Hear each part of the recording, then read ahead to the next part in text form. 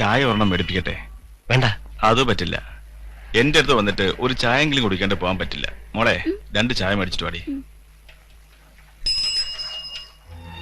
എന്നോട് നിങ്ങൾക്ക് ദേഷ്യമൊന്നും തോന്നില്ലേ?